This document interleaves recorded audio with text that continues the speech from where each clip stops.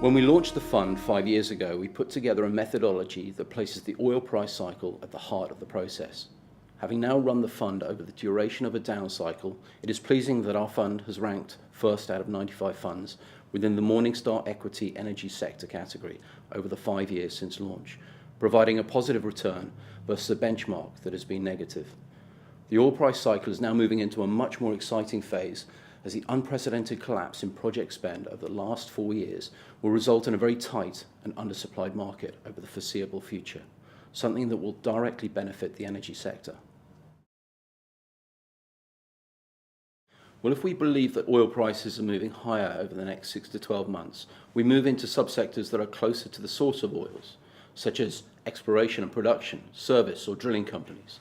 Those subsectors typically have a high oil price sensitivity.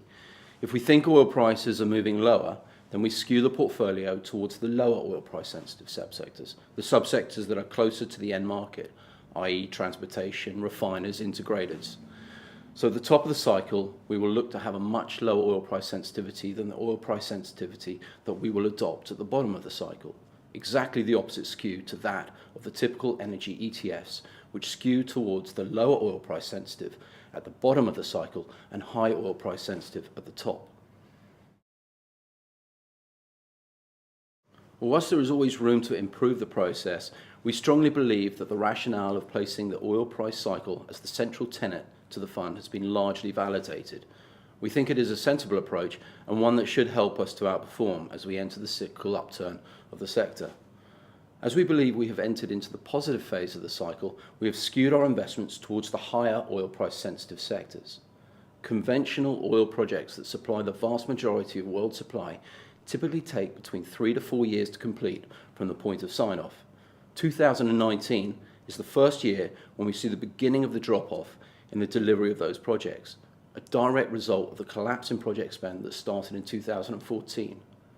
With no significant pickup in projects being signed off since then, we anticipate that the oil market will remain undersupplied for a considerable period of time, years as opposed to months. We believe that the major tailwind that will drive the outperformance of the energy sector will come from oil macros. We've transitioned from an oil market that was oversupplied and consequently built up too much storage to one that is now undersupplied and holds far too little storage. In fact, storage is already far below 2013 levels when oil was over $120 a barrel. Spare capacity is another major oil price driver. Spare capacity is technically defined as the extra capacity that a country can produce within 30 days and hold for 3 months. With the proposed increase in Saudi production, spare capacity as a percentage of demand will fall to levels seen only once in the last 20 years.